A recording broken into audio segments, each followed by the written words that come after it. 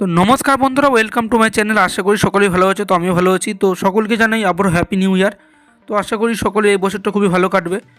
তো গত বছর কিন্তু ভারতীয় ক্রিকেটের জন্য একদমই ভালো যায়নি, কারণ বিশ্বকাপ আমাদের ঘরে আসেনি। তার সঙ্গে সঙ্গে হারের মধ্যে দিয়ে, সাউথ আফ্রিকার কাছে হারের মধ্যে দিয়ে কিন্তু আমরা টেস্ট ম্যাচ শেষ করেছি, তো বছর শেষ করেছি।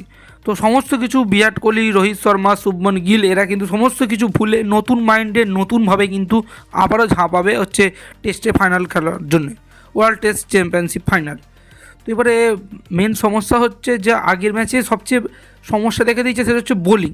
তো বোলিং যথাযথভাবে ভালো না করার জন্য ভারত কিন্তু খুব সহজেই ম্যাচটি হেরে গেছে।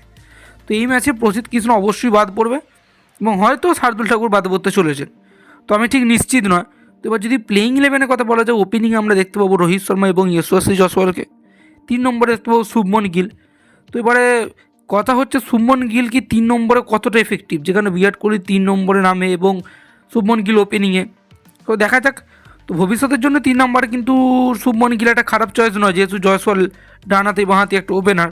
তো রোহিত শর্মা ভবিষ্যতে যখন অবসর নেবে তখন জয়সওয়াল এবং শুভমন গিল কিন্তু ওপেন করলে এটা কিন্তু দেখতে বেশি ভালো লাগবে।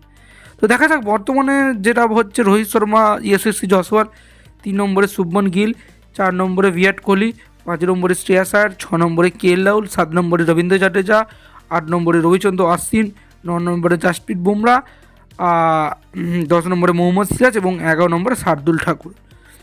তো আমার মতে এই প্লেইং ইলেভেন হয়তো হবে। তো দেখা যাক। এবারে ম্যাচের প্লেইং ইলেভেন তো আগে থেকে বলা সম্ভব নয়, তো আমরা প্রেডিক্টেড করতে পারি। হয়তো অনেক ইউটিউব চ্যানেল বলবে 100% কনফার্ম। ভাই 100% কনফার্ম কারও বলার ক্ষমতা নেই যতক্ষণ না হচ্ছে playing eleven Rohit Sharma announce করছে টসের সময়। তো আশা করবো ভারত জিতবে। তুমি যদি ভারতীয় হয়ে থাকো, ভিডিওটিকে করে দাও লাইক এবং চ্যানেলে কিন্তু নতুন হলে সাবস্ক্রাইব করতে একদমই হলো না।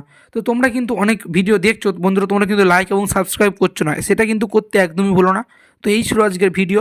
অবশ্যই লাইক এবং সাবস্ক্রাইব করো আরও নিত্য নতুন ভিডিও পাওয়ার জন্যে। তো আজ এই পর্যন্তই, বাই বাই।